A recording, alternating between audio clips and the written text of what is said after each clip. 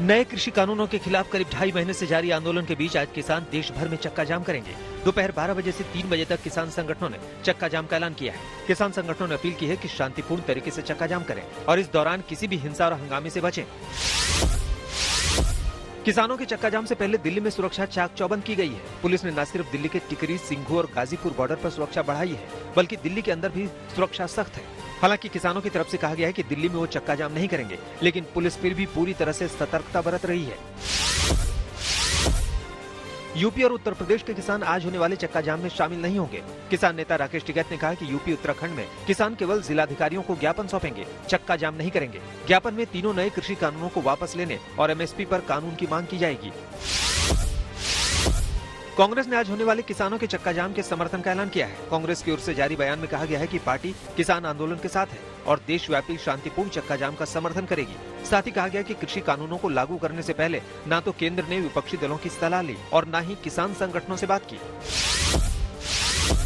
कृषि कानून के विरोध में किसानों के चक्का जाम का झारखंड सरकार ने भी समर्थन करने का ऐलान किया है। प्रदेश के सत्ताधारी झारखंड मुक्ति मोर्चा के कार्यकर्ता प्रदेश भर में किसानों के चक्का जाम का समर्थन करेंगे। किसानों के देशव्यापी चक्का जाम को देखते हुए गृहमंत्री अमित शाह ने अपना सिंधु दुर्ग दौरा रद्द कर दिया है। महाराष्ट्र के सिंधु दुर्ग में गृहमंत्री अमित शाह नारायण राणे के मेडिकल कॉलेज का उद्घाटन करने वाले थे। अब गृहमंत्री कल यानी रविवार को सिंधु दुर्ग जाएंगे। किसान संगठनों के चक्का जाम को देखते हुए हरियाणा में प्रशासन अलर्ट पर है। चक्का जाम से पहले ही प्रशासन ने पुलिस की तैनाती बढ़ा दी है। साथ ही जिन इलाकों में हंगामे के आसार हैं, वहां अतिरिक्त फोर्स तैनात की गई है। प्रशासन की ओर से निर्देश दिया गया है कि किसी तरह की हिंसा करने वाले से सख्ती से निपटा जाए। किसान आंदोलन के बीच सरकार से बातचीत को लेकर भारतीय किसान यूनियन के प्रवक्ता राकेश टिकैत ने बड़ा दावा किया। राकेश टिकैत ने कहा कि कृषि कानूनों पर मीटिंग के दौरान अफसर केंद्रीय मंत्री को उत्तर लिखकर देते थे। किसान नेता से सरकार नहीं बल्कि 11 अफसर बात करते थे। राकेश टिकैत ने कहा कि किसानों की कमेटी प्रधानमंत्री से बातचीत को तैयार है। पश्चिम बंगाल में बीजेपी की परिवर्तन रथ यात्रा पर खींचतान जारी है। बीजेपी की परिवर्तन यात्रा से पहले ही बीजेपी और टीएमसी नेताओं के बीच तीखी बयानबाजी शुरू हो गई। टीएमसी परिवर्तन यात्रा के जरिए बीजेपी पर प्रदेश का माहौल खराब करने की साजिश का आरोप लगा रही है। वहीं बीजेपी का कहना है कि डर की वजह से टीएमसी परिवर्तन यात्रा में बाधा डालने की कोशिश कर रही है। बीजेपी की परिवर्तन यात्रा पर मचे घमासान के बीच बंगाल बीजेपी के अध्यक्ष दिलीप घोष ने ममता सरकार को चेतावनी दे डाली। दिलीप घोष ने कहा कि अगर यात्रा की इजाजत मिली तो चंगा, वरना फिर होगा पंगा। दिलीप घोष ने आरोप लगाया कि मुख्यमंत्री ममता बनर्जी भय का माहौल बनाए रखना चाहती है और इसी के जरिए ममता चुनाव जीतने की कोशिश कर रही है। पश्चिम बंगाल में विधानसभा चुनाव की सरगर्मियों के बीच बंगाल बीजेपी के प्रतिनिधिमंडल ने चुनाव आयोग से मुलाकात की। बीजेपी नेताओं ने चुनाव आयोग से केंद्रीय पर्यवेक्षक की नियुक्ति की मांग की। साथ ही आगामी चुनाव के दौरान केंद्रीय सुरक्षा बलों की तैनाती की मांग की। पश्चिम बंगाल विधानसभा में बजट के दौरान जोरदार हंगामा हुआ। सदन में जब ममता बनर्जी ने बजट पेश करना शुरू किया तो बीजेपी विधायक जय श्री राम का नारा लगाने लगे और इसके बाद सदन से वॉकआउट कर दिया। सदन में बीजेपी नेताओं के जय श्री राम के नारों को लेकर ममता बनर्जी ने नाराजगी जताई। प्रधानमंत्री नरेंद्र मोदी कल पश्चिम बंगाल के हल्दिया का दौरा करेंगे। इस दौरान पीएम मोदी तेल, गैस और सड़क से जुड़ी कई अहम परियोजनाएं राष्ट्र को समर्पित करेंगे। राज्यपाल जगदीप धनखड़ और सीएम ममता बनर्जी भी कार्यक्रम में मौजूद रहेंगी। पश्चिम बंगाल के पूर्वी बर्धमान जिले के जमालपुर इलाके में टीएमसी के झंडे और मुख्यमंत्री ममता बनर्जी का फ्लैग जलाने के बाद तनाव की स्थिति बनी हुई है। टीएमसी ने बीजेपी कार्यकर्ताओं पर इसका आरोप लगाया है और थाने में कुछ बीजेपी कार्यकर्ताओं के खिलाफ शिकायत दर्ज कराई गई है। तृणमूल कांग्रेस से नाता तोड़कर बीजेपी में शामिल होने वाले शांतिपुर के विधायक अरिंदम भट्टाचार्य को जान से मारने की धमकी दी गई है। सार्वजनिक रूप से दीवार पर लिखकर विधायक अरविंद भट्टाचार्य को ये धमकी दी गई है। विधायक ने इस धमकी के पीछे तृणमूल कांग्रेस के कार्यकर्ताओं का हाथ होने का आरोप लगाया है। वर्धमान जिले में राम सीता मंदिर का उद्घाटन करने वाले टीएमसी विधायक स्वप्न देवनाथ पर बीजेपी ने तीखा हमला बोला है। बीजेपी प्रवक्ता समीक भट्टाचार्य ने कहा कि जय श्री राम के नारों पर आग बबूला होने वाली ममता बनर्जी की पार्टी के नेता चुनाव से पहले खुद श्री राम की शरण में जा रहे हैं। जम्मू कश्मीर में हाई स्पीड इंटरनेट सेवा बहाल कर दी गई है। 18 महीने बाद राज्य में 4G इंटरनेट सर्विस फिर से शुरू करने का फैसला किया गया। जम्मू और कश्मीर प्रशासन की ओर से ये आदेश जारी हुआ है। सेवा बहाल होने के बाद उमर अब्दुल्ला ने ट्वीट कर बधाई दी। जम्मू कश्मीर में 5 अगस्त 2019 से 4G मोबाइल इंटरनेट सेवाएं बंद थी। यूपी में 1 मार्च से 1 से 5वीं तक के स्कूल पूरी तरह से खोलने का फैसला किया गया है। वहीं 10 फरवरी से ही कक्षा 6 से ऊपर की क्लास शुरू हो जाएगी। स्कूल में कोरोना को लेकर जारी गाइडलाइन का पालन करना अनिवार्य होगा। कुछ दिन पहले मुख्यमंत्री योगी आदित्यनाथ ने शिक्षा विभाग को स्कूल खोलने का निर्देश दिया था। इसके बाद बेसिक शिक्षा विभाग ने 6 से 8 तक के स्कूलों को 15 फरवरी से खोलने की तैयारी शुरू कर दी थी। शिक्षा विभाग ने स्कूल खोलने का प्रस्ताव सीएम योगी की मंजूरी के लिए भेज दिया था, जिसके बाद सरकार ने 10 फरवरी का फैसला किया। दिल्ली की अरविंद केजरीवाल सरकार ने आवासीय, वाणिज्यिक और औद्योगिक संपत्तियों के सर्किल रेट को 20% तक कम करने का निर्णय लिया है। सर्किल रेट में 20% तक की कमी से स्टाम्प ड्यूटी और रजिस्ट्रेशन शुल्क में 1% के करीब असर पड़ेगा। विभाग को उसी के अनुसार कवायद करने का निर्देश दिया गया है। दिल्ली कैबिनेट में फैसले के बाद सीएम अरविंद केजरीवाल ने कहा कि हम कोविड काल के दौर में हुए आर्थिक नुकसान से अब धीरे धीरे उबर रहे हैं। महाराष्ट्र के home minister Anil Deshmukh corona से संक्रमित हो गए हैं। उन्होंने सोशल मीडिया पर यह जानकारी दी। देशमुख का स्वास्थ्य ठीक है और उन्होंने संपर्क में आए लोगों को जांच कराने की सलाह दी है। यूपीएससी को लेकर सुप्रीम कोर्ट ने बड़ा फैसला सुनाया है। यूपीएससी की परीक्षा में लास्ट अटेम्प्ट करने वाले कैंडिडेट्स को इस साल एक और मौका मिलेगा। इससे उन कैंडिडेट्स को फायदा होगा जो पिछली बार की परीक्षा में लास्ट अटेम्प्ट कर चुके हैं। हालांकि कोर्ट की ओर से शर्त भी रखी गई है, जिसमें उम्र की सीमा में आने वाले छात्र इस सुविधा का फायदा ले पाएंगे।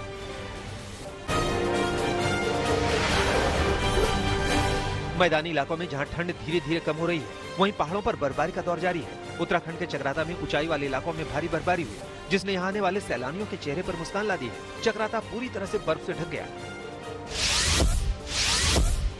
बद्रीनाथ में भारी बर्फबारी ने मुश्किलें बढ़ा दी है। धाम के चारों ओर बर्फ की सफेद चादर है। 2 दिनों से हो रही बर्फबारी के बाद बद्रीनाथ राष्ट्रीय राजमार्ग 58 भी बंद हो चुका है, जिसको खोलने के लिए बीआरओ की टीम लगी हुई है। फरवरी में बद्रीनाथ धाम में सबसे अधिक बर्फबारी हुई है। मौसम के करवट बदलते ही रुद्रप्रयाग जिले के ऊंचाई वाले इलाकों ने एक बार फिर से बर्फ की चादर ओढ़ ली है। बर्फबारी के बाद से केदारनाथ, मदमहेश्वर, चोपता, तुंगनाथ, चिरबटिया और बधानी ताल में दूर दूर तक बर्फ नजर आ रही है। ऊंचाई वाले इलाकों में बर्फबारी और निचले क्षेत्रों में हुई बारिश के बाद से ठंड भी काफी बढ़ गई है। बागेश्वर में हुई बारिश और कपकोट में बर्फबारी से ठंड में फिर इजाफा हुआ है। कपकोट में शामा, गोगिना, लीती, कीमू, रातिबकेटी, बदियाकोट कुवारी, किलपारा में लगभग 1 फीट तक बर्फबारी हुई है। पिंडर घाटी के ऊंचाई वाले इलाकों में भी जबरदस्त बर्फबारी हुई है। प्रशासन ने सभी तहसीलों को अलर्ट पर रखा है। बर्फ से सड़कें बंद न हो, इसके इंतजाम किए जा रहे हैं। उत्तराखंड के टिहरी में घनसाली के ऊपरी हिस्से में जबरदस्त बर्फबारी हुई है। घनसाली के मथकुड़ी, हिंदाव, गंगी, गेनवली, पिंसवाड़, मेड़, मारवाड़ी में आसमान से सफेद आफत ने मुश्किलें बढ़ा दी। बर्फबारी के चलते निचले हिस्से कड़ाके की ठंड और शीतलहर की चपेट में है। लोग शीतलहर के चलते अपने घरों में कैद हो गए हैं और ठंड से बचने के लिए अलाव का सहारा लेने को मजबूर है। मौसम विभाग ने आगे भी बर्फबारी का अलर्ट जारी किया है।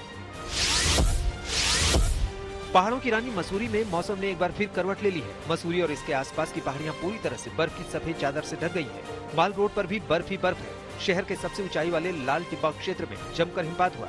उधर धनोल्टी और बुरांशखंडा में भी बर्फबारी हो रही है।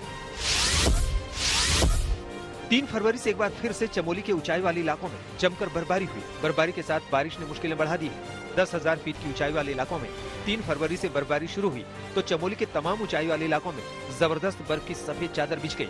बर्फबारी होने से एक बार फिर से तापमान में जबरदस्त गिरावट आई है। यहाँ 1 से 1.5 फीट बर्फ हर तरफ जम चुकी है। औली में सैलानियों की तादाद लगातार बढ़ रही है। उत्तराखंड के बड़कोट राडी टॉप के करीब रास्ते में बर्फबारी की वजह से 3-4 छोटे वाहन फंस गए, जिसमें 12 लोग सवार थे, जिन्हें एसडीआरएफ टीम ने रेस्क्यू किया। ये सभी बारात के वाहन थे जो अगोड़ा से ओजरी की ओर जा रहे थे।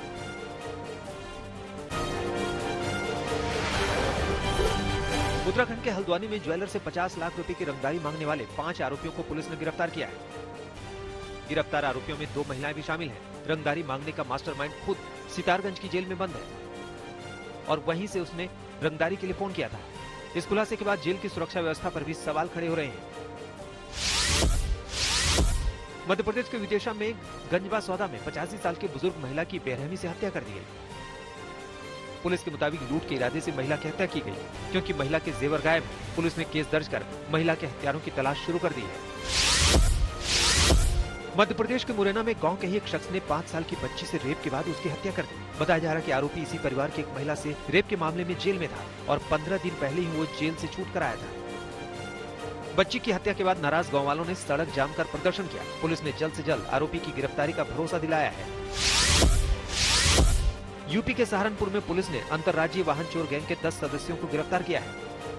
चोरों के पास से 7 ट्रक, फर्जी आरसी, चेचिस नंबर बदलने के उपकरण बरामद हुए हैं। पुलिस के मुताबिक आरोपियों से पूछताछ के बाद गैंग के कई और सदस्यों की गिरफ्तारी की उम्मीद है।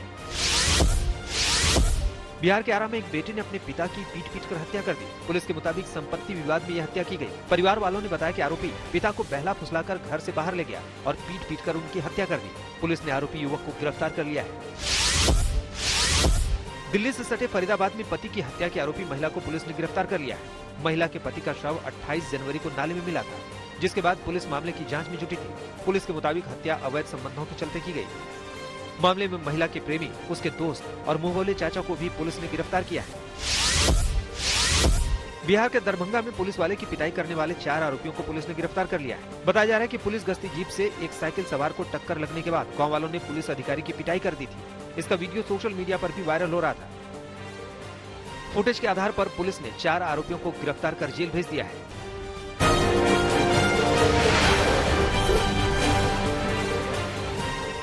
भारत और इंग्लैंड के बीच चेन्नई टेस्ट का आज दूसरा दिन है, जहां टीम इंडिया के गेंदबाजों के सामने इंग्लैंड की टीम को जल्द आउट करने की चुनौती है। पहले दिन का खेल खत्म होने तक इंग्लैंड ने 3 विकेट के नुकसान पर 263 रन बनाए थे। इंग्लैंड की ओर से कप्तान जो रूट ने शतकीय पारी खेली। रूट 128 रन बनाकर क्रीज पर डटे हुए हैं। रूट ने 197 गेंदों की अपनी नाबाद पारी में 14 चौके और 1 छक्का लगाया। रूट ने 100वें टेस्ट करियर का 20वां शतक जड़ा है, जिन्हें आउट करना टीम इंडिया के सामने बड़ी चुनौती है। जो रूट को ओपनर सेल्बी का पूरा साथ मिला। दोनों के बीच तीसरे विकेट के लिए 200 रनों की साझेदारी हुई। सेल्बी ने 87 रन बनाए। वहीं टीम इंडिया के बल्लेबाज पहले दिन विकेटों के लिए तरसते दिखे। टीम इंडिया की ओर से बुमराह को 2 और आर अश्विन को 1 विकेट मिला।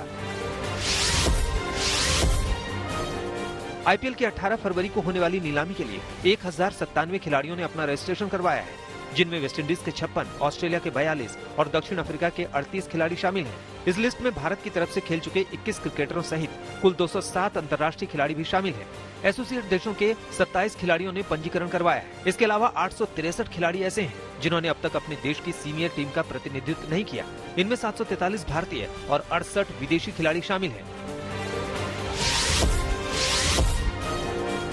नीलामी भारत और इंग्लैंड के बीच दूसरे टेस्ट मैच के एक दिन बाद दोपहर 3 बजे शुरू होगी। पंजाब सबसे ज्यादा 53 करोड़ 20 लाख रुपए की धनराशि के साथ नीलामी में उतरेगी। उसके बाद रॉयल चैलेंजर्स बेंगलुरु 35 करोड़ 90 लाख रुपए, राजस्थान रॉयल्स 34 करोड़ 85 लाख रुपए, चेन्नई सुपर किंग्स 22 करोड़ 90 लाख रुपए और मुंबई इंडियंस 15 करोड़ 35 लाख रुपए को लेकर नीलामी करेगा। वहीं इसके बाद दिल्ली कैपिटल्स 12 करोड़ 9 लाख रुपए, कोलकाता नाइट राइडर्स और सनराइजर्स हैदराबाद 10 करोड़ 75 लाख रुपए का नंबर आता है।